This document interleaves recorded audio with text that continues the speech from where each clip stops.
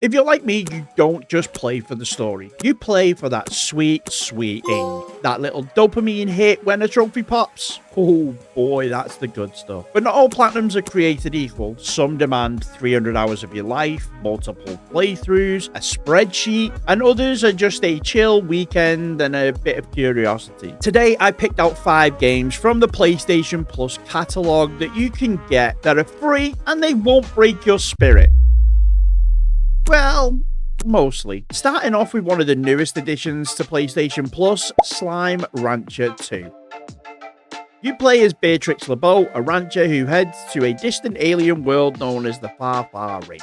And honestly, it's exactly as chaotic and adorable as it sounds. Your main goal is to build up a successful ranch by collecting, feeding, and caring for these bouncy little creatures called slimes. And yes, you literally just vacuum them up. As you play, you upgrade your ranch, unlocking new areas, and experimenting with different slime combinations to maximize efficiency. It is a very varied trophy list, including story progression trophies, ranch upgrades, crafting, exploration, and a bunch of fun, slightly ridiculous ones. This is with a difficulty of 2 out of 10, takes 1 playthrough, and about 15 hours to 30 hours to complete. There really aren't any missable trophies here thanks to how open-ended the game is. You might need to look up a slime location or two, but nothing too serious. It's a colourful, relaxing, and honestly, just a really easy platinum to kick things off. The next game is Persona 5 Royale. Okay, before you click off, yes, I know what you're thinking. Persona, isn't that like a 100-hour game? Yes, it is. But here's the thing, Persona 5 Royale has one of the most forgiving platinum trophy lists in any real JRPG. The game blends turn-based combat, dungeon exploration known as palaces, and a life simulation as a high school student. You play as a teenager codenamed Joker who gets pulled into a supernatural world tied to people's distorted desires. Now here's why it makes the list. Unlike the original Persona 5, Royale removes a lot of the strict requirements. You don't need perfect efficiency. You don't need to max every social link in one go. You can just play the game. It is a difficulty of around 2 out of 10, takes 1 playthrough, and is about 100 hours long, but that's all through natural progression. So yeah, it's long, but if you're already planning to experience one of the best JRPGs ever made, you might as well walk away with the platinum at the end of it.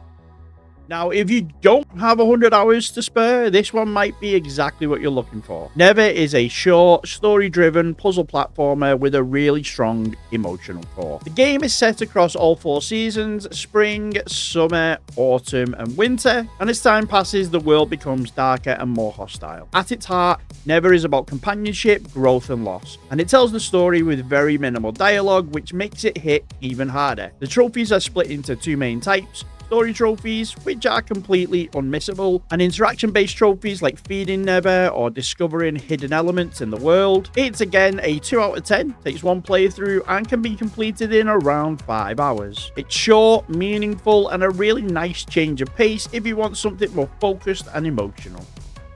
Vember is another short, incredibly impactful experience. This is a narrative-driven indie game that blends fucking with storytelling. You play as Vember, a Tamil mother who moves from India to Canada in the late 1980s. The game follows her family life, raising her son, navigating cultural identity, and dealing with love, loss, and change. Gameplay revolves around you recreating South Indian dishes like biryani and dosas, but the twist is that your recipes are often incomplete or damaged. So you're not just cooking, you're piecing together memories. Dialogue choices and cooking sequences work together to tell a really grounded story. Again, another 2 out of 10, only takes 1 playthrough, but this one can be done in around 2 hours. It's short, but sticks with you, and it's an easy platinum you can finish off in a single sitting.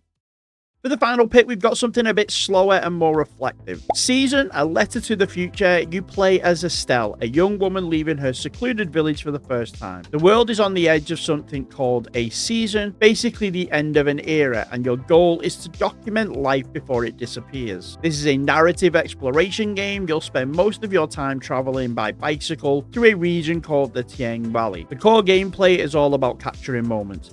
taking photos, recording sounds, writing and sketching in your journal. It's very player driven. You decide what matters, what's worth remembering, and how much you want to document. This is a 1 out of 10, is one playthrough, and can be completed in around 4 hours. It's calm, atmospheric, and a perfect way to wind down while you're still adding another platinum to your list.